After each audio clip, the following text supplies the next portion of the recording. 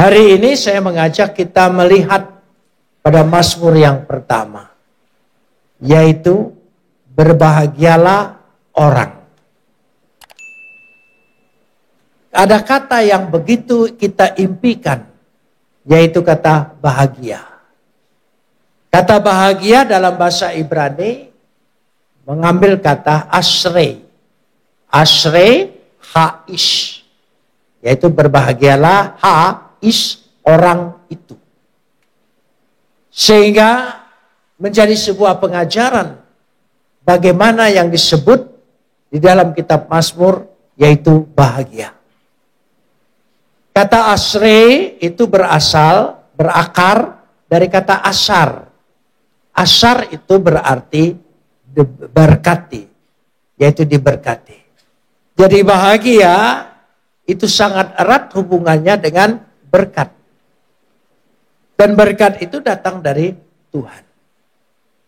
Kata berkat yang datang dari Tuhan memakai kata Ibrani barak atau barakah. Barakah itu adalah berkat yang datang dari Tuhan kepada manusia. Kata asar adalah berkat kehidupan dari manusia kepada manusia. Maksudnya, kalau kita bahagia, bukan hanya Tuhan memberkati kita, sehingga kita menjadikan orang bahagia, tetapi kebahagiaan kita bisa dilihat, bisa dirasakan oleh sesama manusia. Baik di hadapan Tuhan, harus baik juga di hadapan sesama manusia.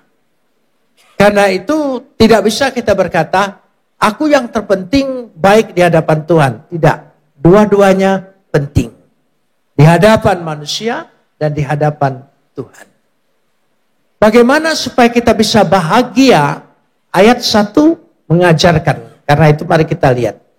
Dikatakan di situ, orang yang tidak berjalan menurut nasihat orang fasik, yang tidak berdiri di jalan orang berdosa, dan yang tidak duduk dalam kumpulan pencemooh.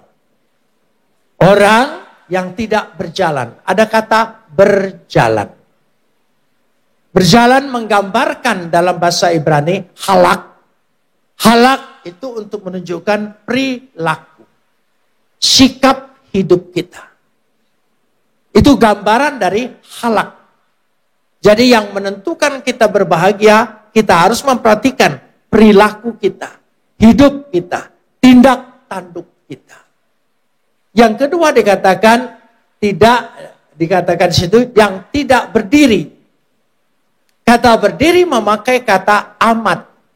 Amat itu lebih menggambarkan cara kita mengambil keputusan. Ketika kita mengambil tempat, mengambil keputusan, di situ menentukan hidup kita berbahagia atau tidak. Yang ketiga dikatakan yang tidak duduk. Duduk itu memakai kata yasab. Yasab itu menggambarkan berpikir. Pola berpikir kita. Jadi perilaku kita, keputusan kita, dan berpikir kita. Cara berpikir ini penting. Cara berpikir ditentukan dari dasarnya logika orang itu. Karena ketiga hal ini sangat penting dalam hidup kita. Hidup kita tidak luput dari tindak tanduk kita, perilaku kita. Itu menentukan kita dihargai orang atau tidak. Yang kedua, keputusan-keputusan yang kita ambil adalah sangat menentukan masa depan kita dan kehidupan kita. Dan yang ketiga, cara berpikir kita. Ini penting sekali. Acap kali kita salah berpikir. Contohnya begini. Ketika orang dua berdiskusi. Ketika selesai berdiskusi, dia bukan menanggapi pendapatnya, tapi dia menyerang pribadinya. Orang yang seperti ini logikanya sesat. Artinya salah untuk diterapkan berpikir. Jadi kita dikatakan di situ ada tiga hal. Lalu ketiga hal itu berkaitan dikatakan. Mari kita lihat Bahagialah orang yang tidak berjalan menurut nasihat orang fasik. Fasik dan yang tidak berdiri di jalan orang berdosa. Dan yang ketiga, yang tidak duduk dalam kumpulan pencemooh. Sebetulnya tingkatannya, yang pertama itu pencemooh. Yang kedua itu berdosa. Yang ketiga itu fasik. Itu tingkat paling tinggi. Seandainya di sini hadir gubernur, bupati, dan lurah. Mana dulu yang harus disebut? Tentu gubernur, bukan lurah. Sama tataan dalam bahasa Ibrani seperti itu. Pencemooh itu kita bahas dulu. Ini menentukan. Pencemooh itu orang yang menganggap remeh perintah Tuhan. Firman Tuhan. Letship. Letship di situ bisa diterjemahkan juga orang yang suka memfitnah orang. Orang yang suka membicarakan keburukan orang. Orang yang suka lebih modern lagi gossiper. Orang yang suka gosip. Itu letship. Kita pikir gosip itu perkara kecil. Tidak. Itu mengganggu kebahagiaan hidup. Alkitab mengajarkan. Gosip itu tidak boleh. Dikatakan situ masih di sana. Duduk dalam kumpulan pencemooh. Orang gosip. Kenapa ada kata kumpulan? Karena orang gosip tidak bisa berdiri sendiri. Dia harus ada orang dua. Satu sumber, satu pendengar. Apalagi ada pihak ketiga. Tambah seru. Itu gosip, saudara. Itu letship pencemooh. Jadi, kalau seorang sumber berkata, saya lihat ibu itu tidak pernah keramas. Karena rambutnya bau. Pendengar, oh ya, seperti itu. Lalu pihak yang ketiga berkata, oh pantas, saya lihat kutu-kutunya keluar. Dan yang keempat menyambut lagi, oh sebesar kecoa. Nah, itu gosip. Nah saudara, ya ini penting. Tinggalkan kumpulan seperti itu. Sebab jika engkau tidak hadir, engkau yang jadi objek gosipnya. Itu bahayanya. Karenanya kita sebagai orang yang ingin meningkatkan kerohanian kita. Hari ini saya ingin berbicara tentang peningkatan kualitas kerohanian kita. Dengan meningkatkan kualitas kerohanian kita, akan meningkat kehidupan kita. Salah satu yang paling ringan adalah letship. Karena itu harus tidak boleh. Kalau saudara membicarakan orang, rohanimu menjadi kering. Tidak ada semangat lagi dalam hidupmu. Yang ada kekeringan. Karena itu harus tinggalkan. Jangan duduk bersama orang seperti itu. Yang kedua baru meningkat. Dari menganggap ringan, dari mulai seperti itu, baru yang kedua berdosa. Berdosa adalah kata hataim. Hataim, orang yang melakukan. Kita tidak boleh seiring sejalan menyetujui orang hidup di dalam dosa. Yang ketiga adalah dikatakan resyaim, fasik. Fasik itu orang yang sungguh-sungguh menentang Tuhan. Nah, kita lanjutkan ayat yang kedua. Mari kita belajar firman Tuhan. Saya ingin kita ini ya bukan dimotivasi oleh manusia, bukan oleh kecakapan perkataan manusia, tetapi firman Tuhan itu yang kita dengar dan bertumbuh dalam diri kita. Kalau firman Tuhan itu menguatkan diri kita, maka kekuatan itu kekal adanya. Amin. Lanjutkan ayat 2. Tetapi, bahasa Ibrani bagus sekali. Tetapi, artinya berlawanan dengan yang dikatakan ayat yang kedua. Ayat yang pertama.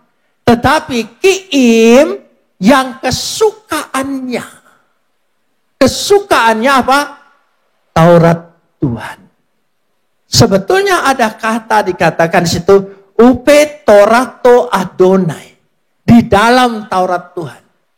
Bukan hanya suka mendengar firman Tuhan, tapi hidup di dalam firman Tuhan. Itu penting sekali. Yang merenungkan, kata merenungkan memakai kata YG. YG itu merenungkan firman Tuhan siang dan malam. Maksudnya begini. Ketika dia merenungkan firman Tuhan, yaitu bermeditasi dengan firman Tuhan. Mendalami, menyelami. Yang kedua dikatakan setelah bermeditasi, dia mengatakan berkontemplasi dengan firman Tuhan. Setelah itu dia mendapat iluminasi dalam firman Tuhan. Sehingga dengan demikian itu yang dimaksudkan merenungkan firman Tuhan. Membentuk diri kita, menguasai kita. Saudara yang dikasih, saya kasih contoh begini. Saya bertobat bukan karena ada orang yang berbicara dengan saya atau berdiskusi dengan saya. Saya percaya Yesus tampak melalui itu. Tetapi karena membaca firman. Saya membaca firman Tuhan, ya, mempelajari firman Tuhan bukan untuk beriman, tapi untuk mencari kelemahan-kelemahannya. Itu tugas saya waktu dulu. Ketika saya mempelajarinya dan terus-menerus mencari kelemahan-kelemahan dari segala sisi bahasa, kalimat, atau apa saja, atau pesannya, sampailah saya pada Yohanes 1 ayat 1. Pada mulanya adalah firman, firman itu bersama-sama dengan Tuhan, firman itu adalah Tuhan. Ya, lembaga Alkitab menerjemahkan kata Allah. Tidak apa-apa, tapi saya tidak berani nyebut itu karena takut ingat mantan yang lama. Jadi saya sebut saja yang netral, Tuhan. Jadi karena itulah yang membuka hati saya sehingga saya percaya. Dan percaya saya menghebohkan. Tahun 74 itu sangat menghebohkan. Lalu apa yang terjadi?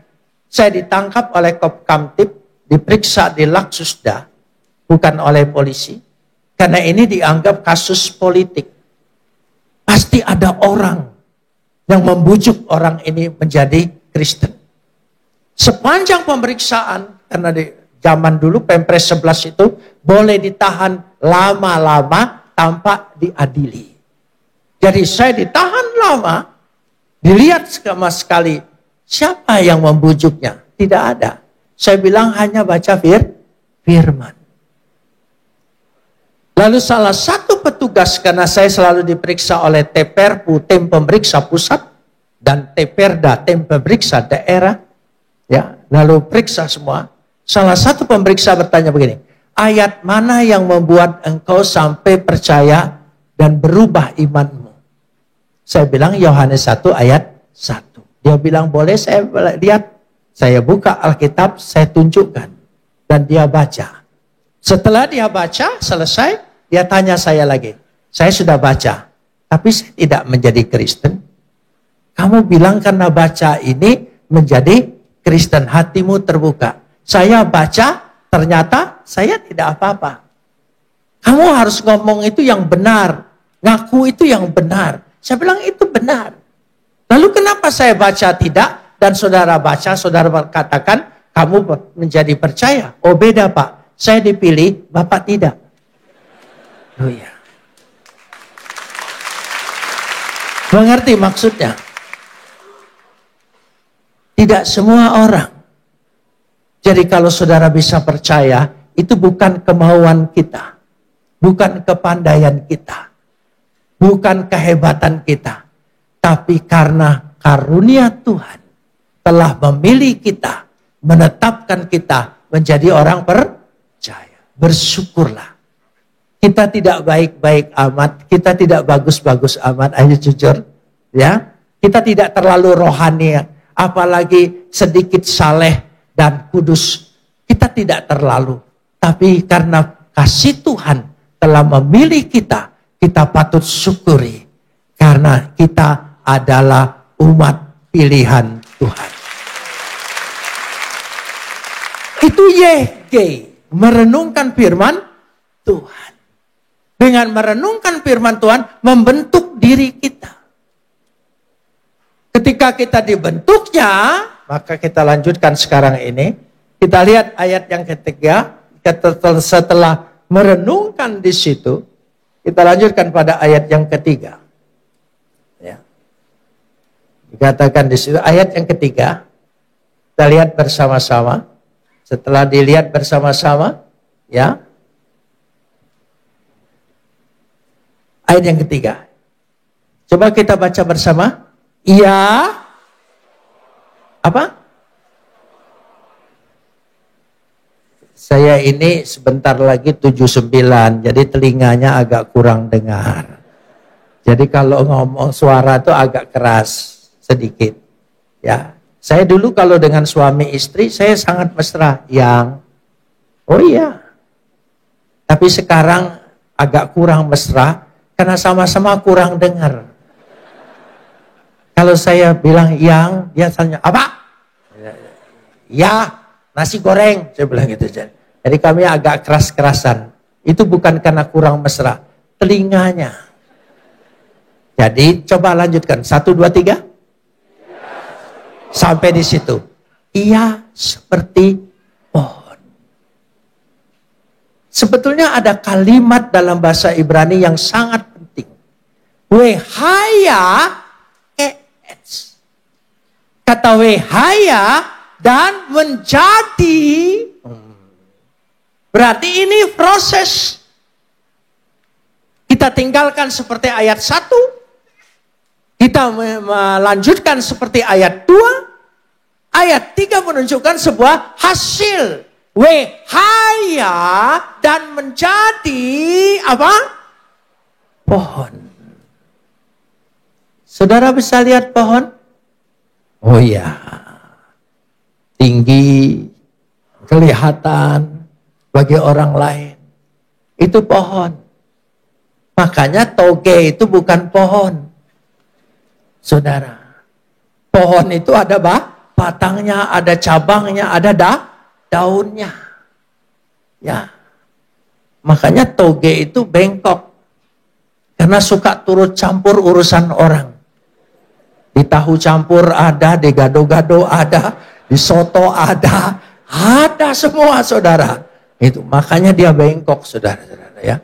Karena suka turut campur urusan orang. Jangan suka turut campur urusan orang.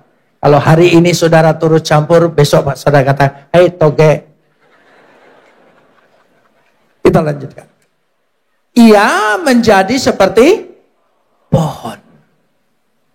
Pohon dikatakan di sini, ya bagaimana dikatakan pohon? Yang ditanam satul al-mayim di tepi aliran air. Ditanam satul. Coba ucapkan. Ditanam. Coba ucapkan. Ya. Makanya kalau bergereja juga tertanam. Jangan suka pindah-pindah. Itu namanya pot bunga. Tidak akan menjadi pohon. Tertanam. Berakar. Akarnya masuk ke dalam, kuat, kokoh. Tumbuh ke atas. Tertanam. Satul. Tertanam. Saya kasih contoh. Waktu saya pergi ke Israel lewat Mesir, ya, tahun 81. Masih dilarang-larangnya. Beberapa kali saya pergi ke sana, saya ingin mengikuti perjalanan Musa. Tidak lewat mobil, tapi lewat padang gurun. Saya serba ingin tahu, ingin merasakan. Jadi disiapkanlah. Ada rombongan yang mengantar itu jauh lebih banyak. Ada 7 onta, isi makanan, isi orang, petunjuk semuanya, dan saya. Berangkatlah kami. Keluar dari gurun Sinai, langsung masuk ke padang gurun. Malam hari, dinginnya luar biasa. Kami harus bermalam. Lalu sampailah kepada satu oasis. Di oasis itu selalu cirinya tumbuh pohon korma. Ada sumber air. Kormanya segar sekali. Lalu apa yang terjadi? Saya tanya dengan yang ngantar saya. Siapa yang tanam pohon korma ini? Tidak ada yang tanam, dia bilang. Tapi para musafir seringkali jalan selesai makan korma. Cara menanam pohon korma, bijinya ditindih batu besar. Biji itu akan berakar terus ke bawah. Ya, 15 meter, 25 meter sampai ketemu sumber air. Dia tidak akan berhenti berakar sebelum ketemu sumber air. Berakarlah sampai betul-betul kita sampai ketemu dengan air kehidupan itu. Siapa namanya? Siapa? Di Pakuan agak tertekan nyebut nama itu. Saudara, siapa namanya? Itu baru bertobat, saudara. Tidak usah takut. Nama itu yang menyelamatkan kita segala-galanya. Amin. Tidak usah takut. Jadi dia berakar sampai ke air. Sumber air ketemu baru berbatang. Ketika dia batangnya tumbuh, batunya tumbang. Jadi jika ada masalah dalam hidupmu, jika ada persoalan dalam hidupmu, jangan minta Tuhan angkat beban. Tapi melekatlah dengan Tuhan, dekatlah dengan Tuhan, bersatu dengan Dia. Percayalah, kekuatan Tuhan diberikan kepada kita. Sehingga kita punya kekuatan sanggup menumbangkan beban itu. Menghalau segala hambatan, halangan, rintangan, semua bisa tertolong. Katakan amin. Ya. Karena itu yang penting itu kuat. Mendekat kepada Tuhan. Al-Mayim. Sumber air. Kita lanjutkan sekarang ini. Dikatakan di situ. Ya. Apa dikatakan ayat yang ketiga? Yang apa? Menghasilkan pirio. Buahnya. Berbuah. Kekristenan itu mau tidak mau harus ada buahnya. Buahnya memang macam-macam, tidak soal. Karakter kita berbeda-beda. Cara buahnya, cara bentuknya berbeda, tidak soal. Yang penting berbuah. Saya orang Palembang. Kasar, kata orang lain. Bahasanya segalanya. Buah duren. Buah duren. Berduri. Tapi isinya enak, saudara saya. Itu. Ada juga buah yang lain. Orang Palembang kalau keinjak kakinya, dia langsung marah. Siapa kau? Injek-injek kaki saya. Tapi kalau orang Jawa, khususnya Jawa Tengah, kalau keinjek kakinya, dia sopan. Permisi, kaki bapak di atas, kaki saya di bawah. Itu saking sopannya. Nah, kita tidak bisa sama bentuk karakternya. Tetapi yang penting punya buah. Mungkin mulutnya terbuka sekali. Tapi buahnya ada. Hatinya baik. Buahnya. Dan yang ketiga dikatakan di sini, kita lanjutkan ayat yang ketiga deh. Dan yang tidak apa? Layu daunnya. Daunnya bersemarak. Semangat pelayanannya tinggi. Tidak pernah kendor, tidak pernah kering. Tidak pernah kuning. Hijau. Itu semangatnya. Dengan semangat seperti itu dikatakan di sini dengan jelas sekali ya. Apa saja, perhatikan ayat yang terakhir. Apa saja yang diperbuatnya apa? Apa saja yang diperbuatnya berhasil. Yasliyah. Yasliyah. Coba ucapkan. Agak berdahak sedikit. Yasliyah. Ya, gaya India. Yasliyah. Ya. Kalau mau berlatih, makan pisang goreng panas. Yasliyah.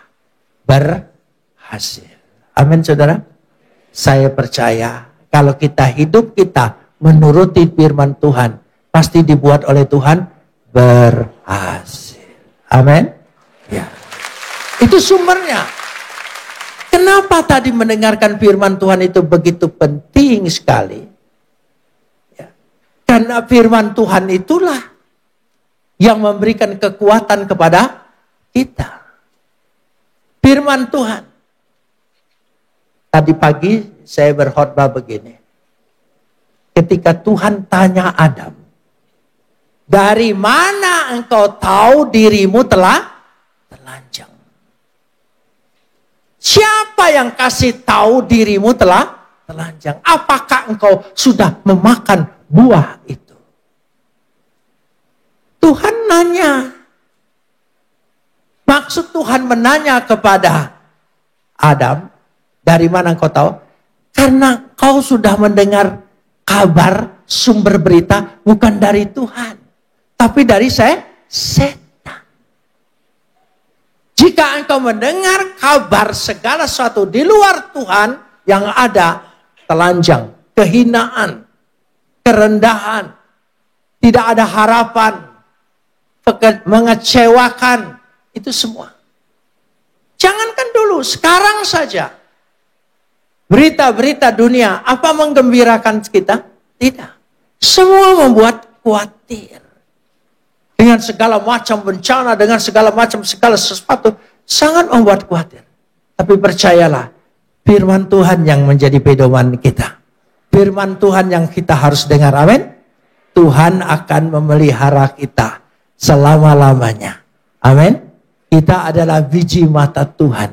Tuhan sanggup peliharakan kita. Apapun yang kita hadapi, katakan Tuhan memelihara kita. Amin. Beri kemuliaan bagi Dia. Karena Tuhan yang peliharakan.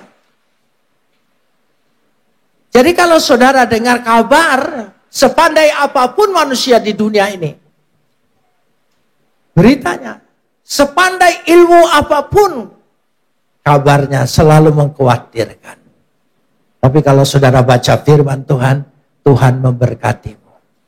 Apapun yang terjadi Tuhan buat berhasil.